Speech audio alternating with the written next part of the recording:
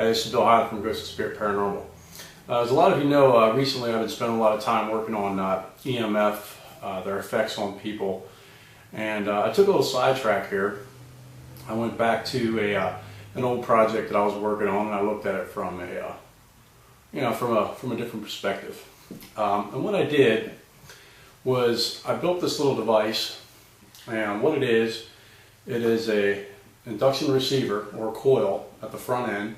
The wire runs through it. I have the handle completely covered with electrical tape. Reason I do that is if I'm walking around on a carpet and I pick up a static charge, it's going to go through this metal tube and into the receiver and give me all kind of interference that I'm not really looking for. On the other end is a 1/8 inch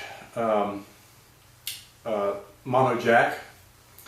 And what this allows me to do is it allows me to plug this in my voice recorder and walk around with this probe, and I can pick up any EMF in the air that's being radiated, and the sound can be recorded, so you can actually hear what things sound like. And like I said, I touched off on this before and did some things with it, and it's been done many times by other people. But the interesting thing here that I found out was when I was playing around with this, I was thinking to myself, one of the premises about EVPs is that it may be or may not be electromagnetic in nature. And if that's the case, which no one knows, then wouldn't it be logical to think that the best way to communicate with them would be through EMF? And that's when the question came, well, how would you do that? That's why I built this, because not only can this be used as an induction receiver, it can be used as an induction transmitter also, which means you can pre-record a list of questions and you can broadcast them in an electromagnetic field, thinking maybe entities or spirits could hear this and respond in kind. And I was able to duplicate this, and I'll show you a few examples of how that works.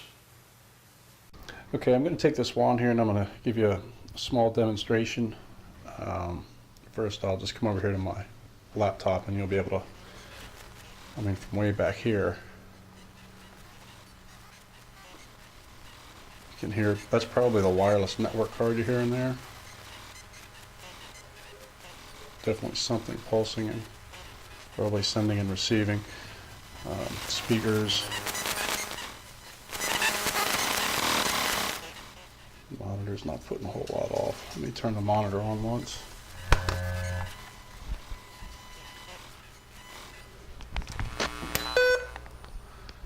Power strips. Transformer there. And the breaker box.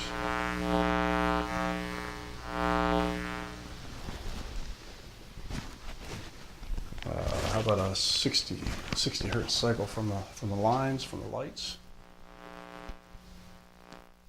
Yeah. So that's what it sounds like. Everything that's electronic will put out this EMF field, and this probe can detect it and record it. Right now I have my headphones on so I can hear it. Of course you won't be able to hear it without headphones or having it hooked up to some type of speaker or amp.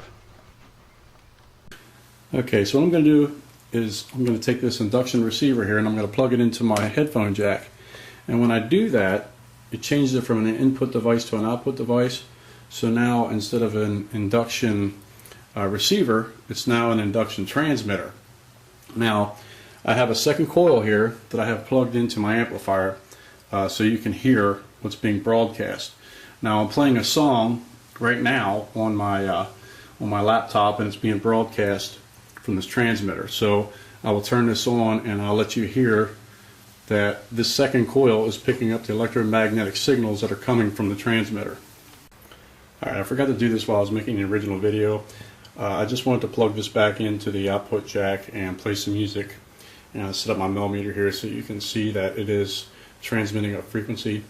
The frequency is going to vary depending on the audio levels that are coming out of the media player itself. So There's a spike of 62 milligauss. So it's a pretty strong signal coming out of here. I just wanted to show that to you just so you can see that it is actually transmitting. Oops, sorry about that.